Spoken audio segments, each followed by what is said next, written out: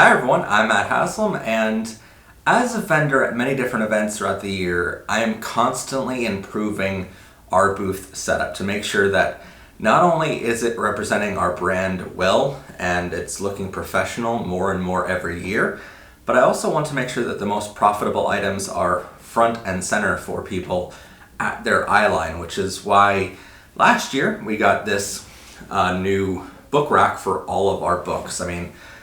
I have now authored 16 books, including children's books and different long-form educational books. So that's a lot to display on a book rack. And we also have little items to upsell once someone buys something, such as, a bookmark or something like that. So last year, we had this design with just some simple little signs behind it, which were cardboard. And cardboard doesn't stand up to the test of being on the road constantly.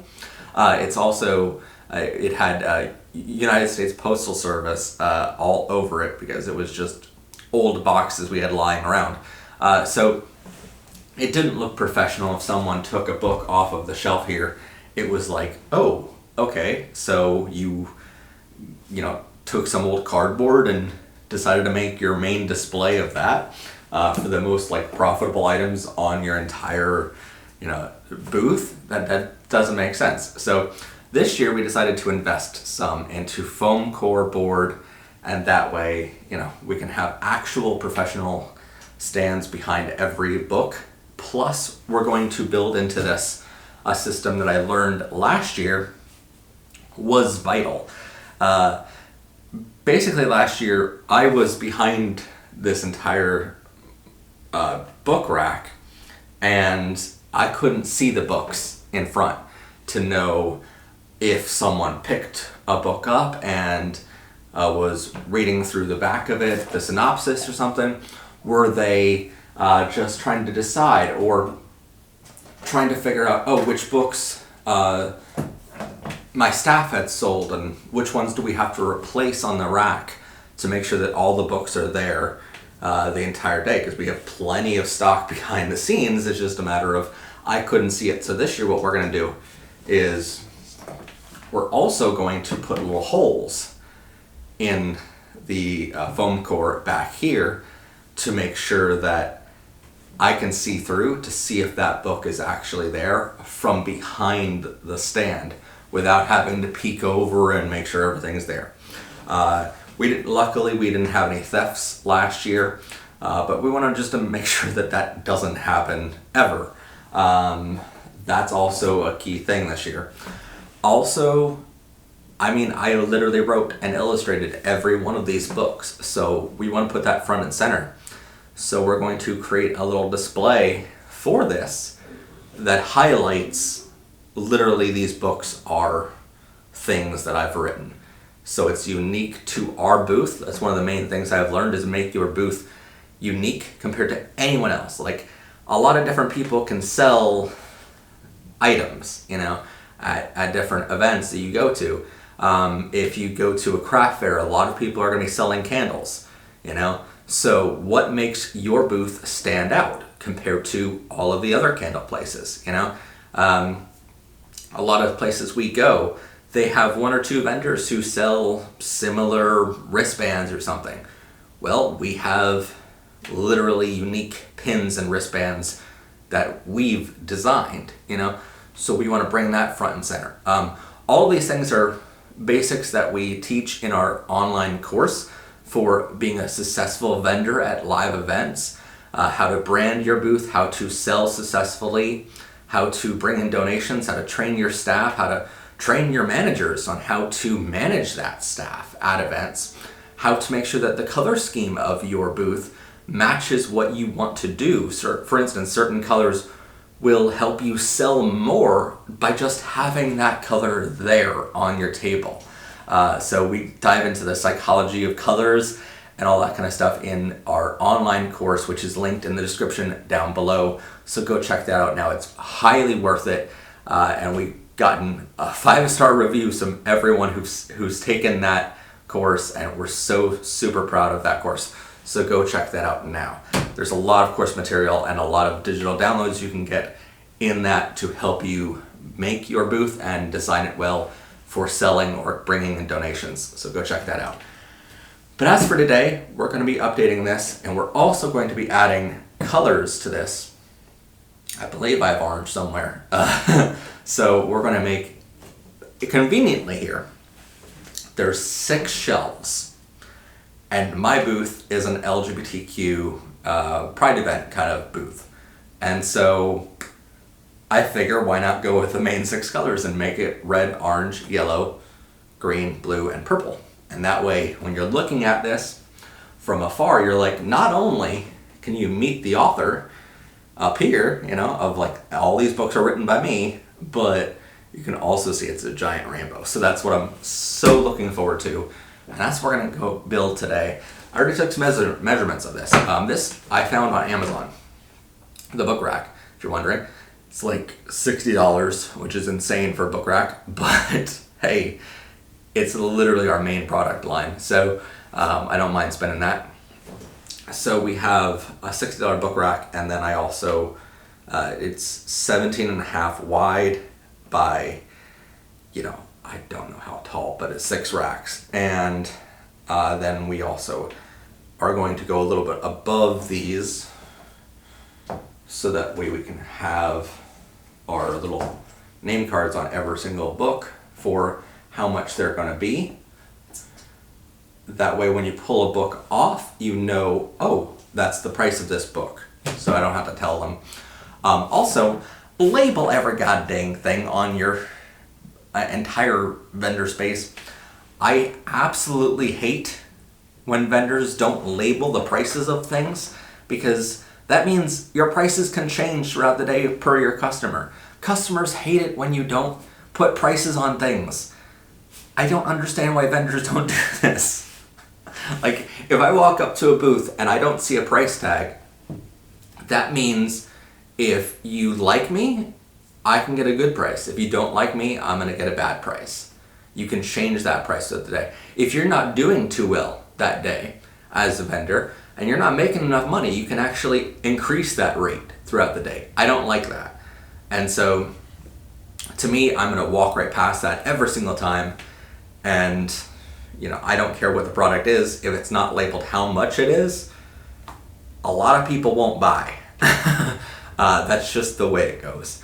So we have price tags on every single item, especially for our main product line here. It's really important for my staff to not have to guess how much we're going to charge for that. For instance, if I'm sick that day, if I'm using the men's room or going to get food or something like that, I'm taking a break, I don't want my staff to guess how much these things cost to make. You could be like, oh, well, that book looks like it costs this much to manufacture, so I'm going to charge you a couple dollars more than that, and they can be completely off. You know, our Pride Flags book is one of the most expensive to manufacture because it's full color throughout the entire book. There's a lot of colors in there, and we have to sell it for a certain price to make a little bit of profit on it. And I don't want my staff to guess that and guess wrong consistently, because then I'm selling items that just aren't making money, and we're losing money every time it leaves the booth. So yeah, we don't leave the guesswork up to anyone. It's all figured out in Excel sheets long before events start, and that way we know exactly how much profit we're going to make for every item we sell. I don't like guesswork. I hate when there's guesswork involved. So we're going to get to building this and hopefully have it done by the end of today. Crossing my fingers. Oh, and also, there's a shadow plushie that we're going to put in our booth this year to like upsell to make sure that we have our main new product, Shadow's first Pride event, front and center, because this is going to draw people in. That is another thing that's unique to our booth, and we want to make sure that that's right out in the open. Also, you have all of our newer books down here, I think, right? So Gay Couples Coupon Book is brand new this year. Shadow's First Pride event is new this year, but it complements our old book, Shadow's First Christmas. That's a series for us, so we want to put that front and center. And then these books are new last year, and they're really hot sellers at events, so we want to make sure that those are right at your eye line when you're coming up to the booth. So think about eye lines when you're designing your booth or whatever you're doing. Make it so that people walk up and go, wow, I want that first. Then go to your smaller items second. So we're gonna get started. Now, I already have some measurements here that I wanna try out, honestly. I think we're gonna try it out first before we start cutting a whole bunch of them. Even if it means scrapping this piece, which is already scrapped from another project. I think that's what we're gonna do, just because I don't wanna try it. I don't wanna try it on an actual board. So we're gonna go 17.5 wide. 17.5 wide.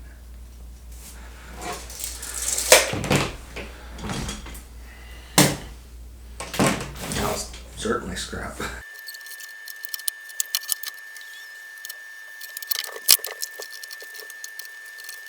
That is why we test things, because that is perfect for the height of the book. We want it slightly higher than that.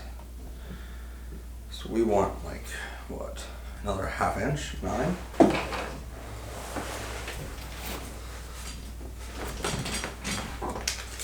I'm gonna be smart about this and cut my 17.5, which is the overall width of the book rack for the whole sheet, and then I'll cut out individual shelves after. Also, one of the major problems of working in a small space is you don't have much room, and it sucks. So you have to take off the book rack every single time. But it still gets done, just more time involved.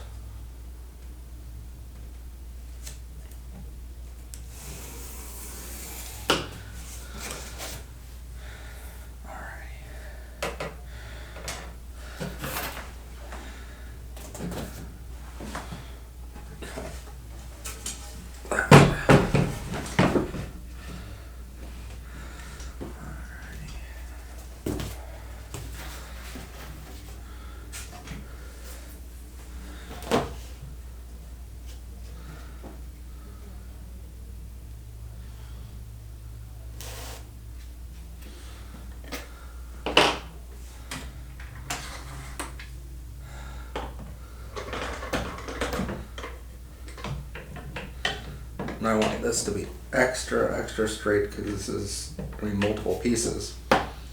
So I'm clamping it on the one end where my knife is going to go. That way I'm not holding it with my hand close to the edge. That way my hand can be on this side holding it over here, and that way as I'm going, I'm not worried about hitting my other hand. If I was doing it the opposite way and not having a clamp here, I'd have to continuously hold it very close to where the knife is going to be, and that'd be very dangerous. So that is why I use a clamp on this, to make sure that the cut is straight no matter what.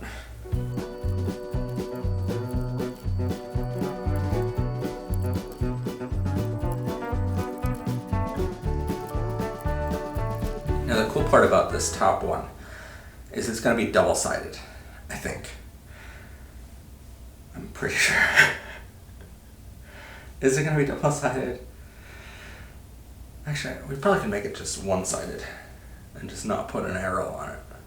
Or the arrow is removable and it's just on there, taped. That way it doesn't move, but it can go either direction. Because what we want on the top of this thing is like meet the author or something like that, with an arrow pointing to like wherever I would be standing. That's interesting, because I could make it like that. Yeah, we're gonna do it that way. We're gonna make it 19 inches high. by 17, 19 and a half by 17 and a half. And then we'll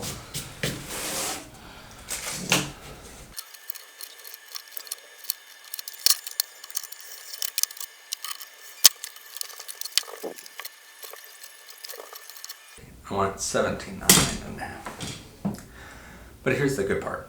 We cut it large so I can always cut it down. And that's what I wanted. I just mistakenly did 2 inches extra. So that's not terrible. Yeah, we want 17.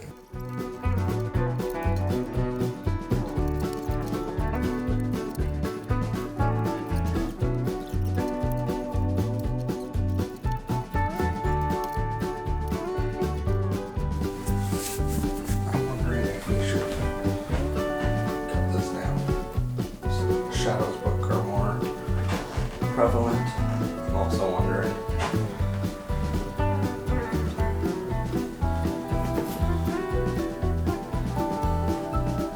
Those two. So I can cut that down too.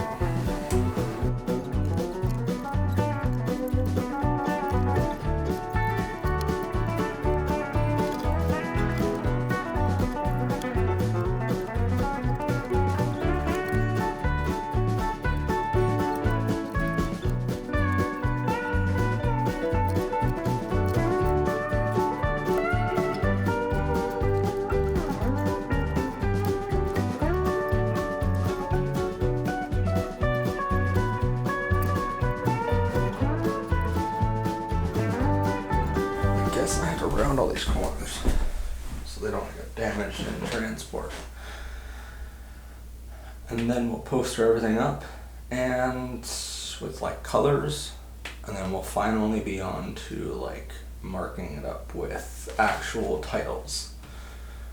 Right? Yeah.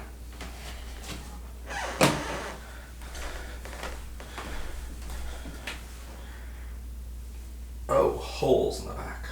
Freak.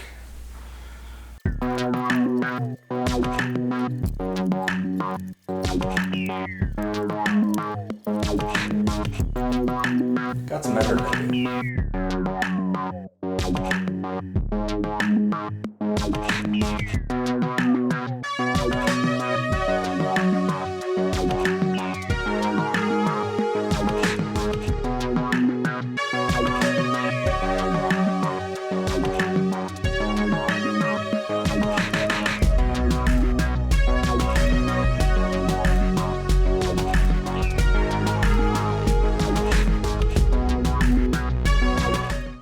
Headbanger, how you doing?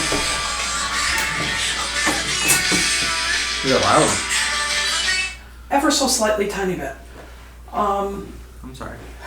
Alright, so during that whole time lapse, I was creating these little holes, and you might wonder what they're for. Well, once this is on the book rack, I want to be able to see through that little shelf to see, okay, which one is missing, if one was sold or something like that.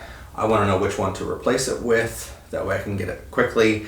I also know if there's someone around the booth and one is missing, they're probably holding it as a customer, and I want to make sure that, you know, hey, they don't walk off with that book because it's expensive, and without paying, you know.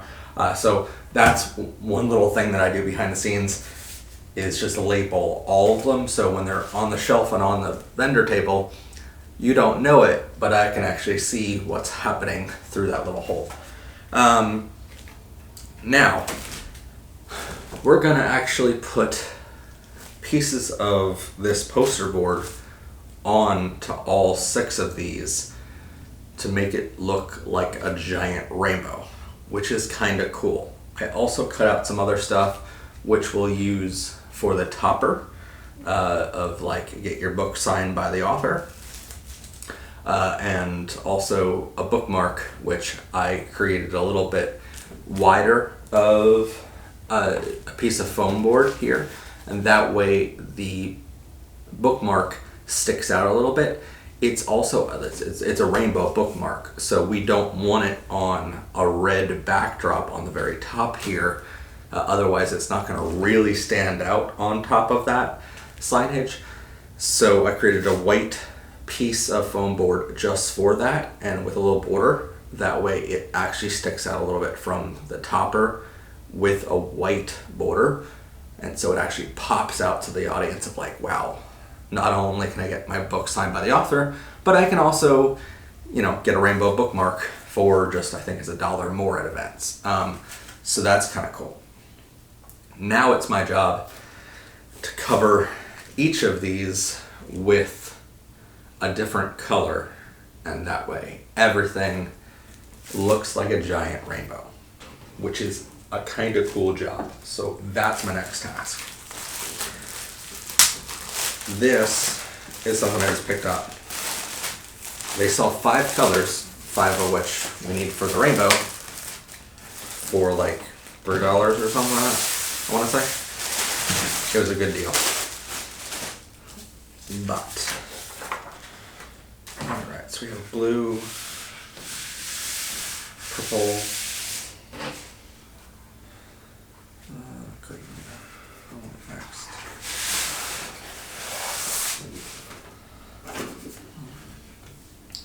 What I'm also going to do at the very end is take measurements of everything, and that way if something does happen to get broken or cut while we're on the road, it wouldn't take too long to replace it. I literally have tons of extra foam board always in the office, so I can replace that really quickly and no one would ever know for the next event. So yes, we'll be down one of these shelves for a day, but we're not going to be down very long. By the time the next event happens, I can quickly come back here in the office, remake that with the same specifications and measurements I took in the first place here today, and then simply just replace it by the next day, by the next event. So that way everything's repeatable, if you get what I'm saying.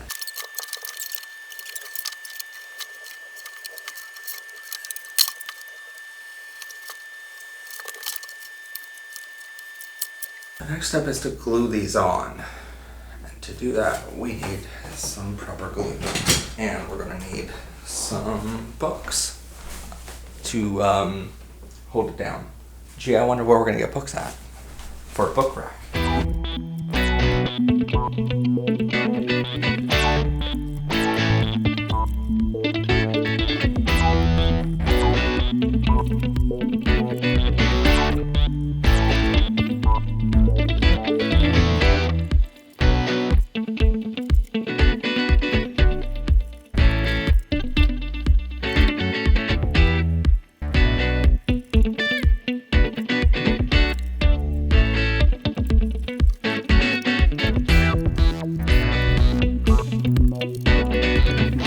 Alright, so now everything is glued on. All the poster board for all 6 colors are glued onto the foam core.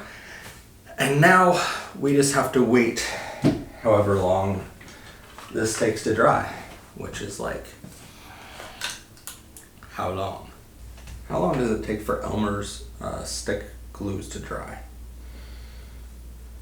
It usually takes Elmer's glue 24 hours to dry at room temperature after being applied. The amount of time it takes anything to cure can be influenced. Yeah, so we wait 24 hours and we will hopefully be able to see some results on the actual things. Now, you might be wondering why I applied the overall thing when there was already cutouts for seeing through the bookshelf. What I'll end up doing is going back through.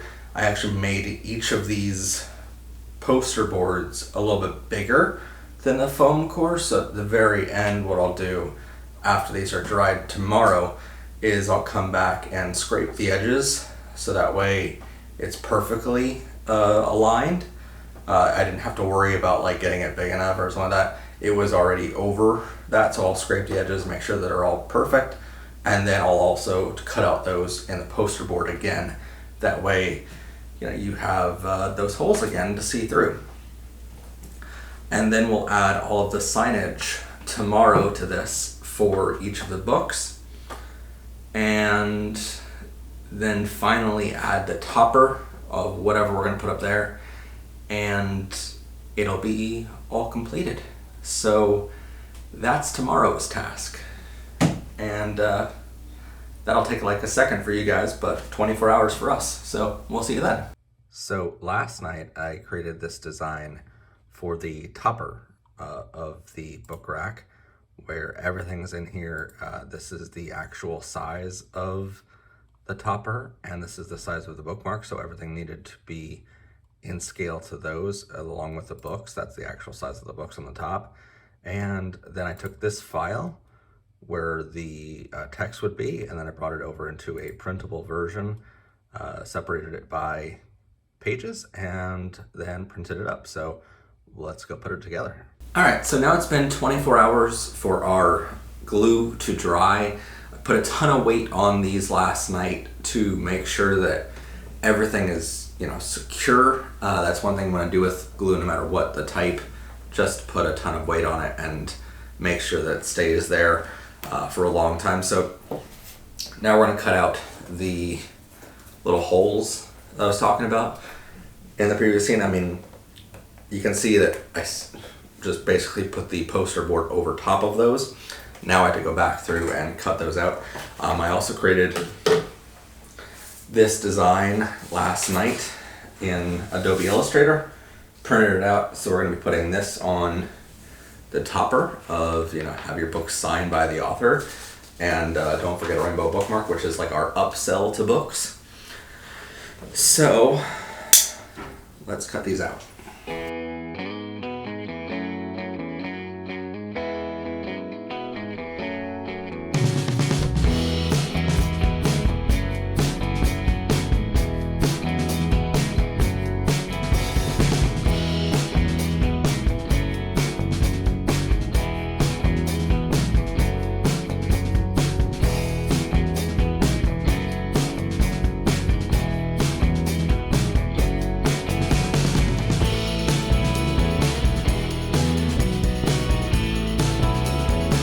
So as you can see, what I did was I put all of the decals on first, dry fitted them, and then I glued them on. I highly suggest that. I've done that wrong before, where I put things on with glue and I'm like, oh crap, that doesn't work. You'll notice I'm also putting these on with regular glue, and then the price tags up here I'm putting on with tape. Might be wondering why I'm doing that. What if prices change in the future? What if our cost of manufacturing a book goes up? We don't want to be stuck with something glued onto this in that situation. We know the cost of our books right now, but we don't know what they'll be in 5 years, 10 years, whatever, So that's definitely something that we take into account. And I'm also centering them up with the holes. Hopefully they're good.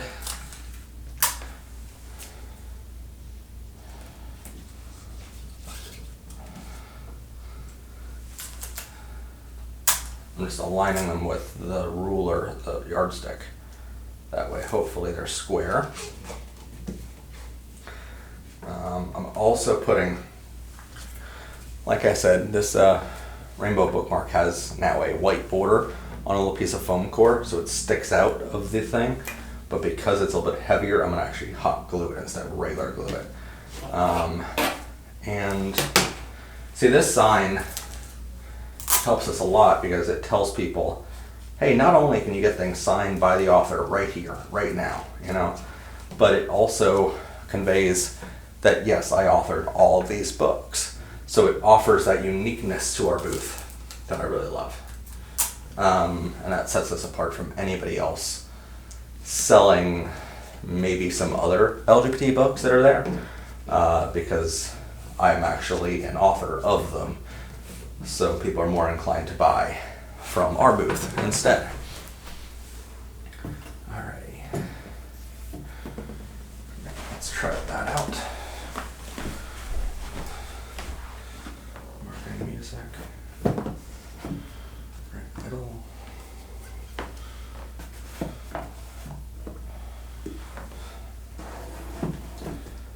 Classroom over here. I like it. Let's see. What do you guys think? Let us know in the comments. We can always add an arrow up here for whenever we're at events to let people know, like, hey, here's the author. Some of you might be wondering, do we really have our pricing figured out months in advance? Because right now it's January. Our events this year don't start until June, I want to say, June 1st. So, yes, we really do. We have our everything figured out. Excel sheets have told us, hey, this is what your prices are months ago. We're also looking for new products all the time. We're exploring new brands. We have, 7 YouTube channels now, so we need branding behind all of them. We need merchandise behind all of them, and all of that has to come together in one booth here. That's nerve-wracking.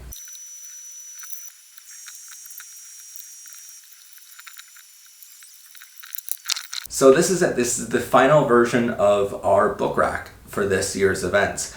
I'm very excited in how it turned out. It looks a lot better than what I had envisioned in my head for many, many weeks. For those that don't know, a lot of times when you're doing a project like this, especially for your vendor space, you think it out 100 times in your head of how exactly are we going to do this? Let's think out every detail, for a month or so before you start cutting any kind of foam board. For this, it was trying to figure out the wording exactly, what we're going to have up here. How are we going to word, don't forget rainbow bookmark? We want those highlights of, I'm the author. You can get it signed right here, right now by the author. We want it where you can easily see, hey, I can get a rainbow bookmark for $1 more. That's one heck of a deal. Let me go for it, So those are the sort of things we wanted on here. We just didn't know exactly how we wanted to word them. There were a lot of different phases of choices that we had for these things. And we also had a lot of different designs. But I like the rainbow. I'm hoping that our audience appreciates the fact that we went to all this trouble to make an LGBTQ book rack literally in a rainbow design. I've thought about putting our website on here of, lgbtbookstore.com or something like that, which, we own a lot of domains for this specific thing, like for our magnets and stuff like that. We have pridemagnets.com, and we put that in our design for the Pride magnets for our display there on the other side of our booth normally. So I was thinking about doing that here, but I ultimately decided not to. We might add that later. I'm not sure if it's worth it or not. I think it's better to just have it like it is, but I really like the rainbow. I'm glad it turned out this well. I was trying for weeks to find poster board in all 7 colors. I could not find it, and then I went to Walmart to pick up the foam core, and there was a 5-pack of colors, and I'm like, well, had I known this existed and it was only like $3-4, I would have just done this in the first place. So I was very mad at the weeks of research I did to try to find all 7 colors, and ultimately they were all sitting there anyway, just waiting in a package. But I'm really excited how this turned out. As you can see behind it, I want to turn another video on here really quick, so you can see behind this. There's actually those cutouts I was talking about. They took hours upon hours to make. But now, as I'm standing back here, I don't have to peek around anymore. Last year I had to peek around all the time to see which books are still there. which book are you looking at as a guest in my booth? Now I can just look behind here and go, okay, well, you're looking at LGBT friendly classroom, paperback, you know. I am super happy that I get to do this behind the booth now. I want to clarify something as an author.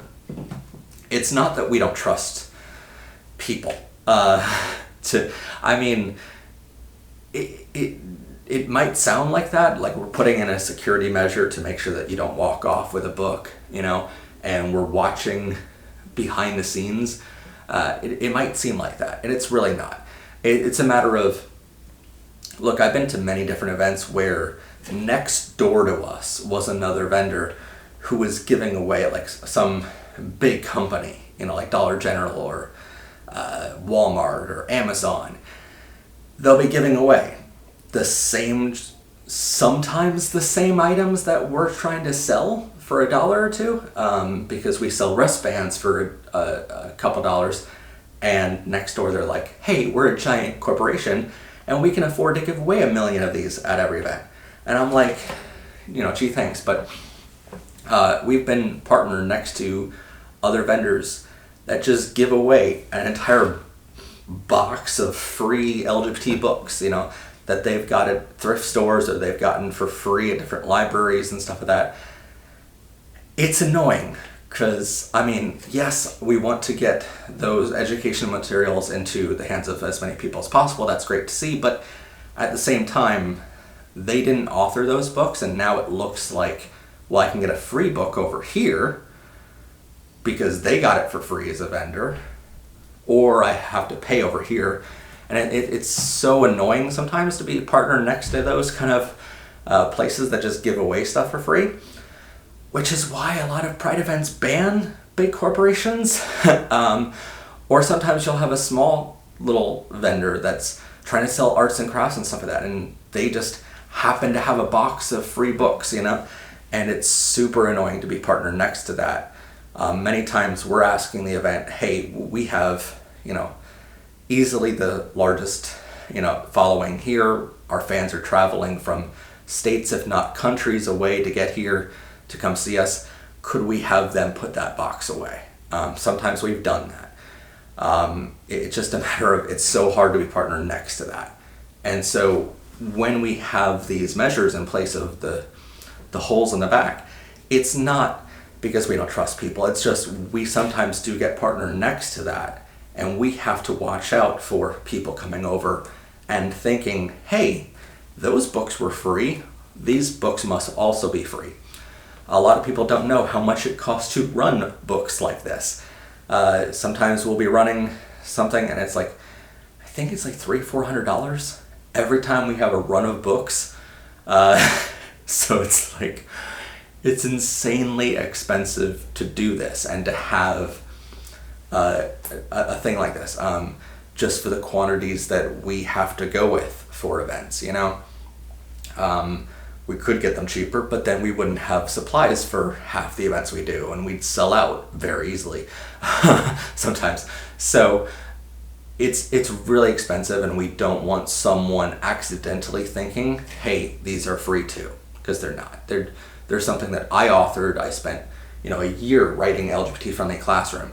I spent weeks writing Shadow's first Pride event. You know, I want to make sure that has a value and people don't think that it's free. So as people are at our booth, it's not that we don't trust them. It's just a matter of, hey, I want to make sure that we're not losing money and people accidentally think that they're free because next door they're free box of old books, you know? So honestly, that's just a matter of, you know, I trust people, but you know, when it comes to mega investment, it's hard to trust every single person, because sometimes you'll have that little 5-6-year-old kid walking by with their parents and they'll grab something their parents know not to grab, but you just have to have these holes in place to make sure that my staff can go, oh, that book's gone. Let me make sure that I'm on top of that. So that is our booth design for our books, at least. I'm very, very excited about this, and I really cannot wait for the first event we get to take this to. This turned out a lot better than I ever imagined it being. Plus, we got a plushie this year for our new series, or our continuation of the series, I should say.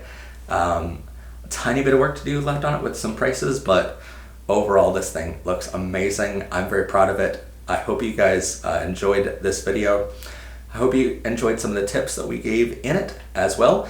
Also check out our event vendor masterclass on professorpride.com and go to courses. You can check out our event vendor masterclass to learn all about how to be a successful vendor at events, including being an author that's successful at events.